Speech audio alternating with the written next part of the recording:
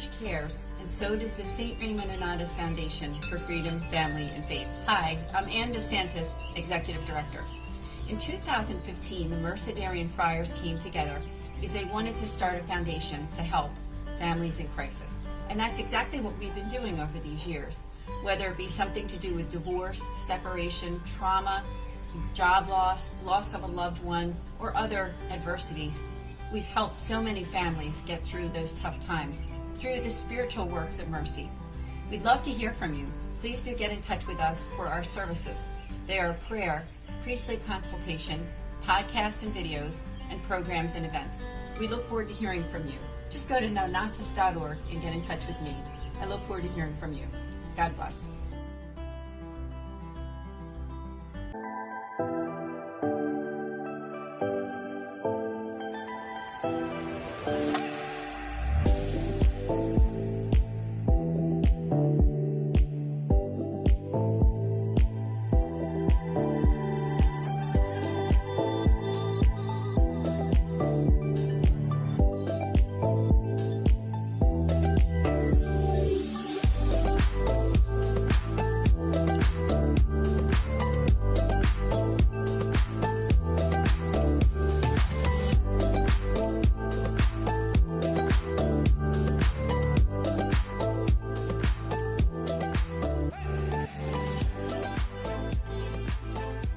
Fiat Ministry Network and Patchwork Heart Ministry present Journeys in Faith. Now, here's Anne DeSantis.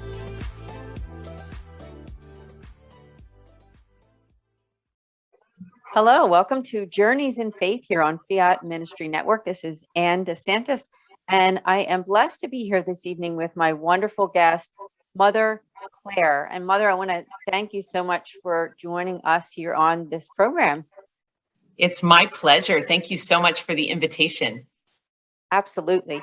And as I do on most of our shows, I have a bio for you. So I'd love to read that bio because it really gives the detail of who you are and exactly what you do and about your religious order. And so Mother Clare Matthiass, CFR, is the superior of the Franciscan Sisters of the Renewal and is the author of the new children's book, The Unsolvable Problem, which is the first in the series, Little Convent in the Big City.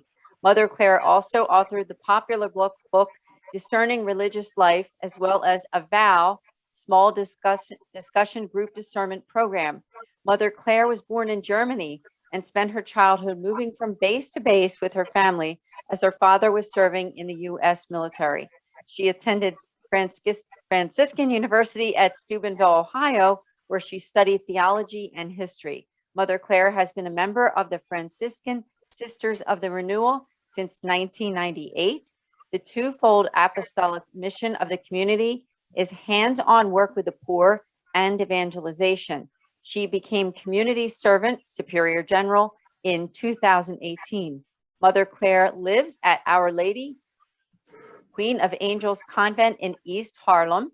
The CFR sisters currently have 3 convents in New York City, missions in Leeds, England, Drogheda, Ireland, and in Atlantic City, New Jersey, as well as sisters serving the Holy Father at the Vatican Secretariat of State.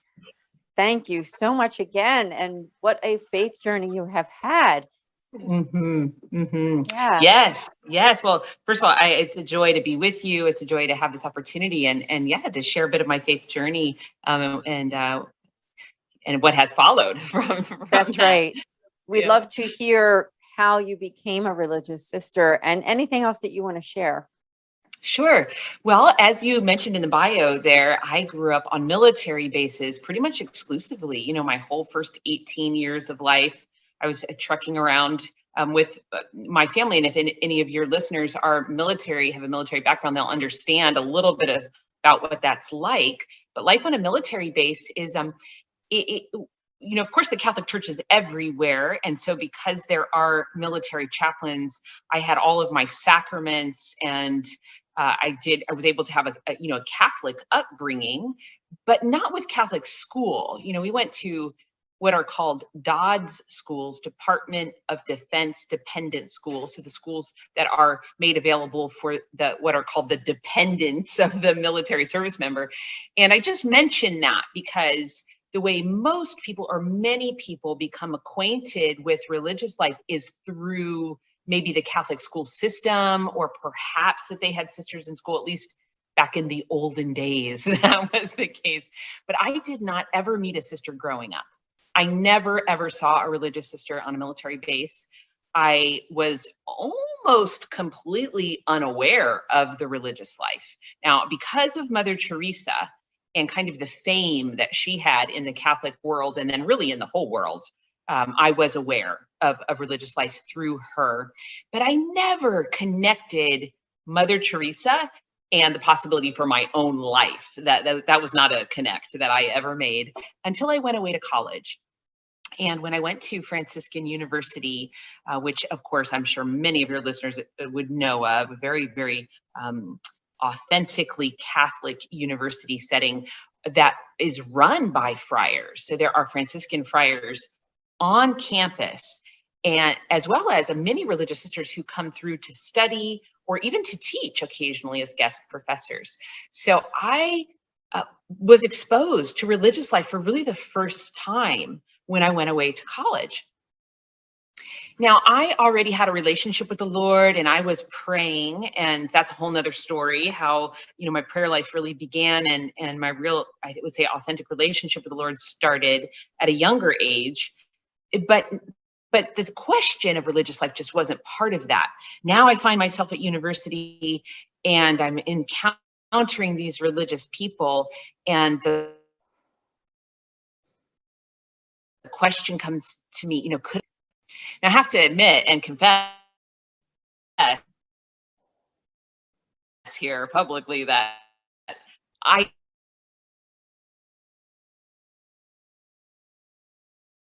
hoped that maybe not, actually called to that, lack of understanding about what religious life really was. And so although it's individuals that look very pious, sort of attracted to them on one level, on another level, I thought, oh, I'm sure their life is very serious and very sort of staunch. And I don't know, I just had a little bit of a negative impression of what it could possibly be. And although I may not have admitted that at the time, if I'm really honest, that was there. So I'm on the one hand drawn to it, on the one hand asking the question, but then on the other hand saying, oh Lord, please don't call me to that. So my discernment then was a little bit complicated because I was pretty conflicted inside. I was pretty conflicted. Gosh, does God really want me to do something that I don't want to do? And how do I reconcile these two things, God's potential will and my clear and obvious will? My own will seemed more clear to me than his will at the time. And does he really want me to be unhappy? And that's what I thought, if I become a religious, certainly that means, deep down I'll be unhappy, even though could they really be happy all the way down to the core of their being? And that was the question I had. So I was pretty conflicted, and it was pretty challenging to navigate that then, that discernment process. And so, but eventually, obviously, here I am, I made it to my true calling, and that, as hard as that, navigating discernment was, God in his mercy and in his goodness, he got me to where he wanted me, which was to be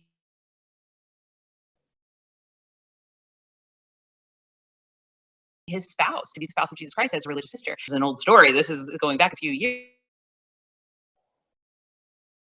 Vocation brings me such joy, and I really cannot imagine, my life any other way at this point. This is my call. It brings me tremendous joy. I am so grateful that God is so patient, and he was very merciful and patient while I figured it out. And I can see that my fears, and my misconceptions that, that maybe this life is very, very sort of this idea of this being staunch and serious and stifling the freedom. And these were kind of the ideas in my mind. That is not true. That really has not been my experience. And so I can say that with great joy from the other side. And so because of that, a lot of my work in religious life has been helping other people, figure out their vocation too. I know that you and I had a phone conversation. I got to know a little bit about you, but every time you talk to someone, you learn something else. So it's just great to have this conversation, not just for our audience, but even for me too, and getting to know you and your vocation. So tell us, if you would, a little bit about the order. Now, we do have to take a break and we'll learn more after we come back, but maybe some basic things about the order. Sure. So the Franciscans of the Renewal, we were founded here in New York City, and we were founded to serve the very poor. So to live among the poor and to serve the poor and to evangelize. So fundamentally, that's kind of the nucleus of our call. And so we were founded in 1988. The friars there's a parallel community of Franciscan friars of the Renewal who were founded in 1987. And then 1 year later, in 1988, the Franciscan Sisters of the Renewal began. And again, living in inner city neighborhoods, living among the poor so that we can meet their most immediate needs and also to evangelize. Beautiful. I know we're going to learn more when we come back. So we're going to take a short break. We'll be right back here on Journeys in Faith.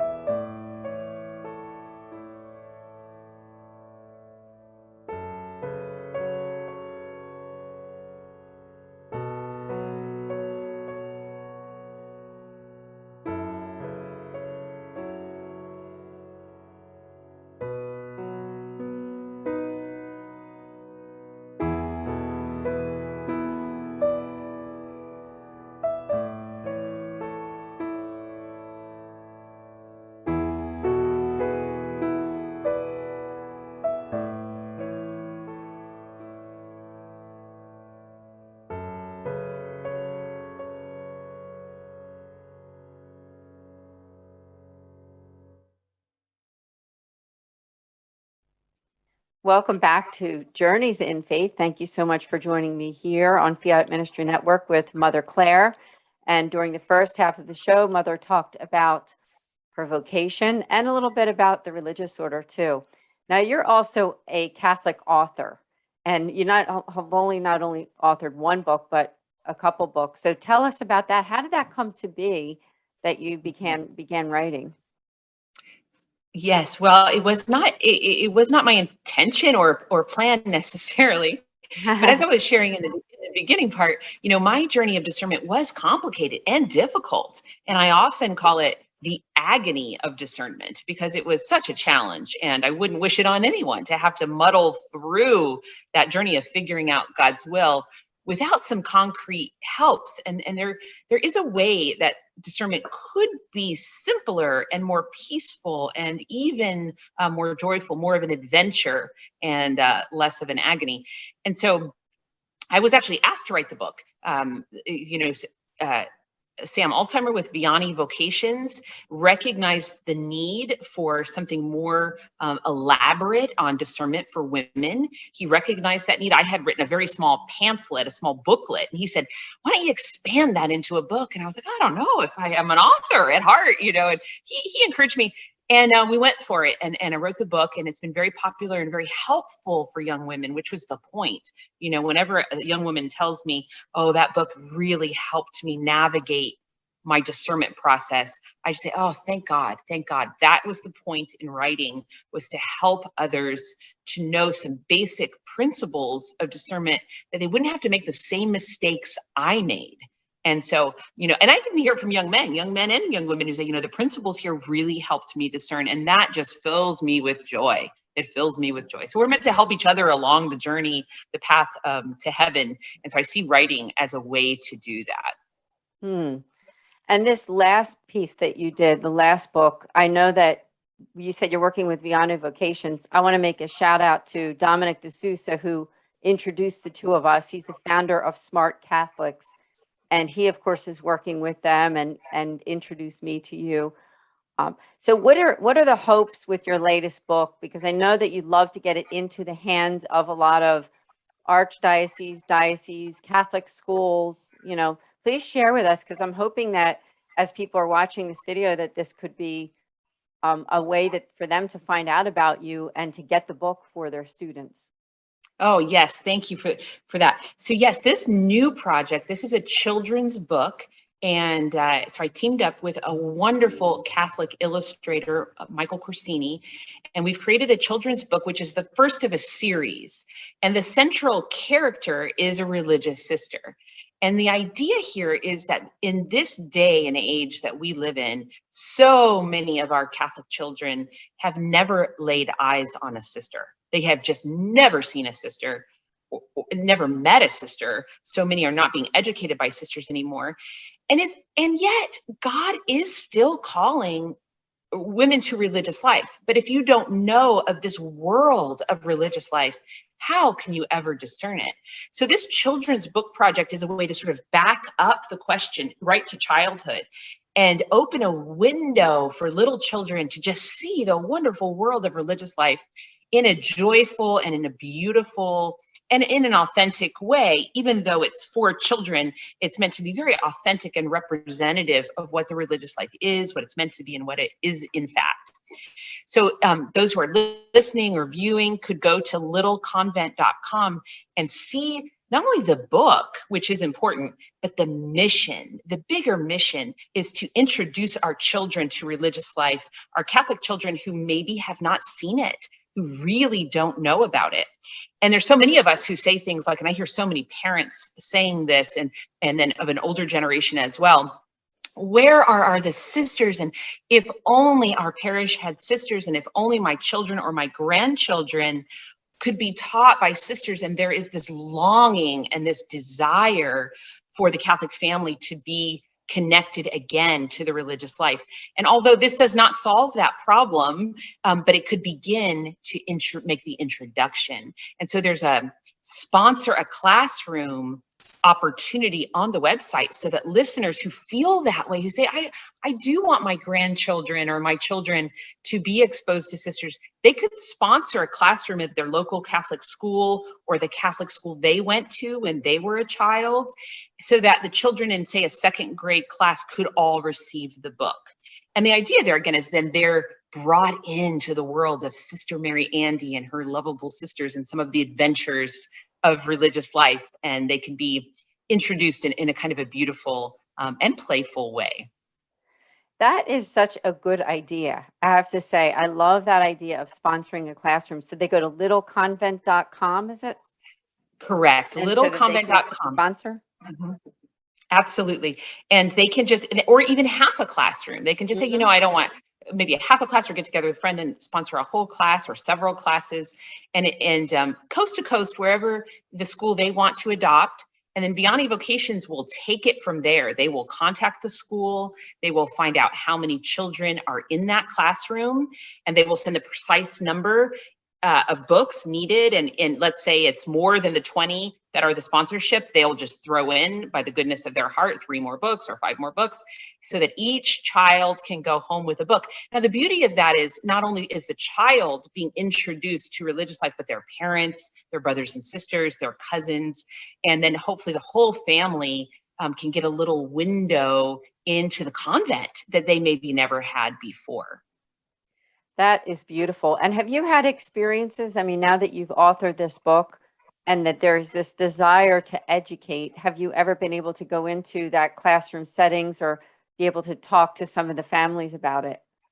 Have you had that opportunity?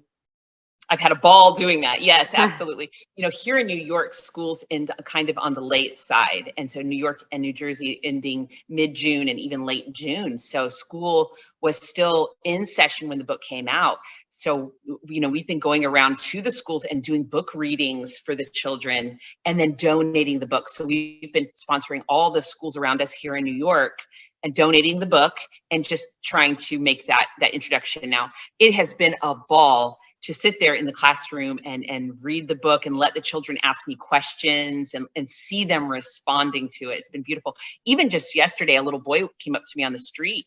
Well, he came up to another sister actually and said, "Did you write the book?" And she brought him over to me and I said, "Did you see the book?" And I was pretty stunned. And he had seen the book and he said, "I really liked it." He was maybe 10 years old. And I said, "Well, what did you like about it?" And this is just a young boy here in East Harlem. And I said, "What did you like about it?" He said, "You showed us the convent."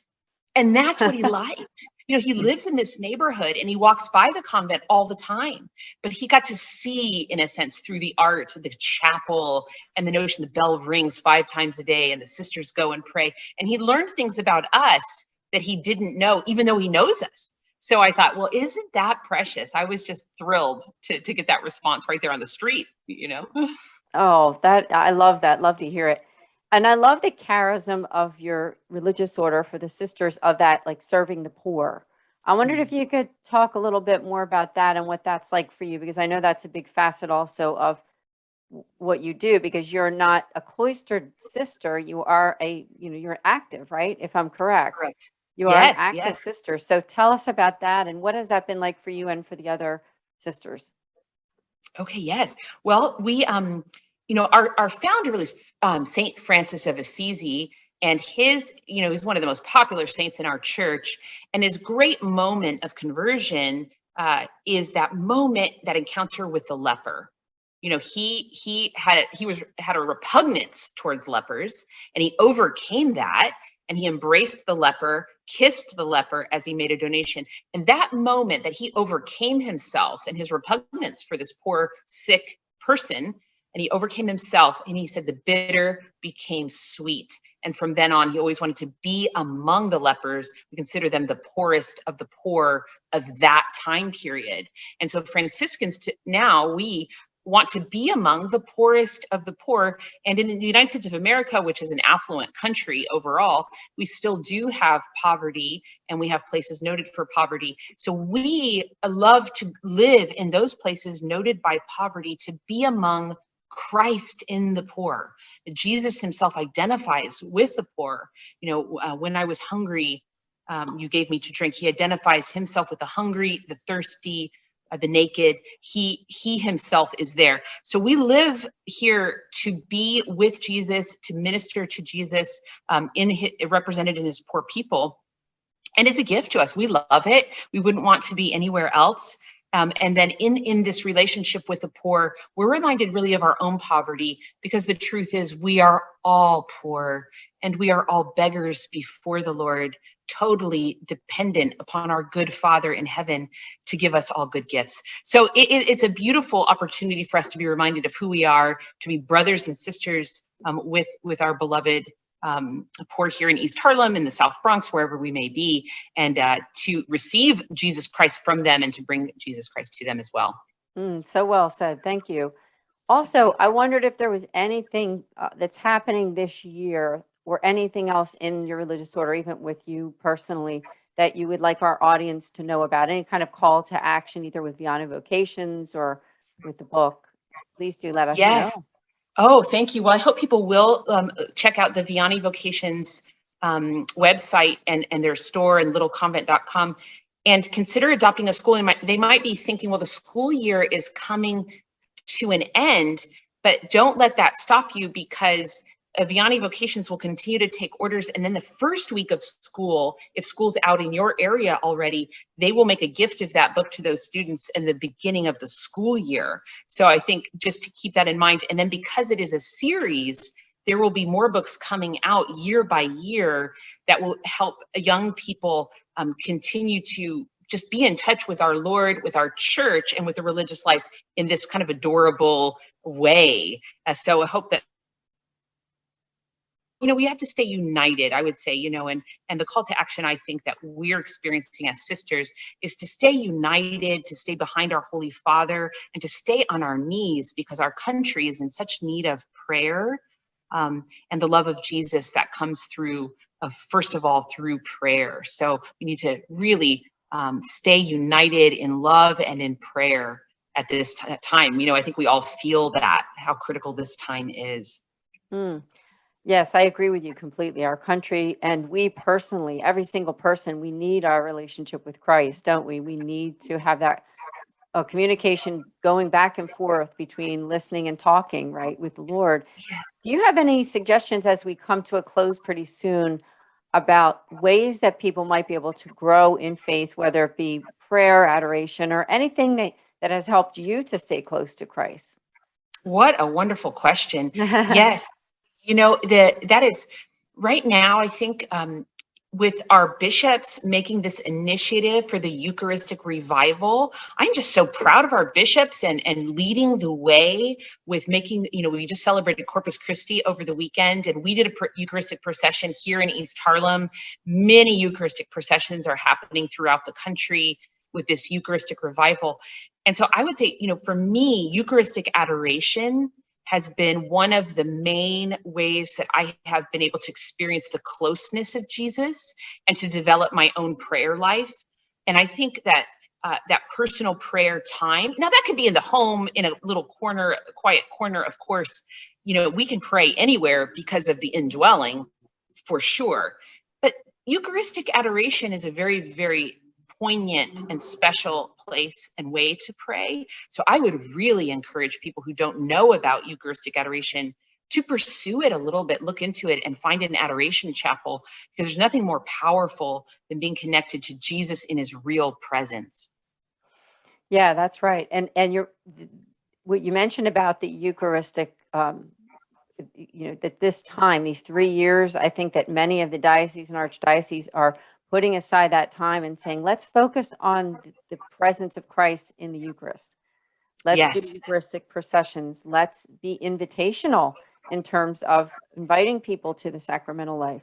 I think that's a beautiful thing. Thanks for bringing that up, because I just went to a Corpus Christi procession over the end of last week at my own parish, and boy, was it beautiful. And that closeness, and just this weekend of celebrating the Eucharist. And so thank you. So we do have to end this program, Sister. I wondered if you had any final words before we end. Well, just first of all, thank you so much for the opportunity and for us to come together in this way and to get the word out. And for all of the listeners, the last word would say, I hope each and everyone listening knows how loved they are by God, that our good God is a loving Father, and his plans for us are good. Even if we might think they might be oppressive and difficult, his plans for us are truly good, and we have a good, good Father. And more than any other message, that would be the message I want to get out. God is good. He's always good, and his plans are good. Amen. Always good to hear. Thank you so much, Mother, for joining us. God bless you. Thank and you. we will see all of you here next week on Journeys in Faith on Fiat Ministry Network. Excuse me, I have an announcement. This is our end of season. I made a mistake. So I want to make sure that I want to thank our producers, Kent Kohaski and also Jennifer Sinclair, Patchwork Heart Ministry, Bill Snyder, for producing the show. We're in 2 years. This is episode 101. We will be back in the fall of 2022. Thank you all so much. We'll see you soon. God bless.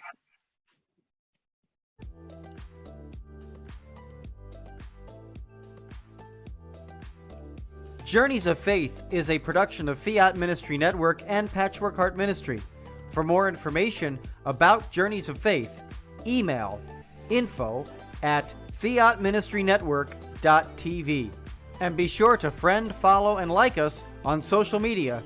Just search Journeys in Faith with Anne DeSantis.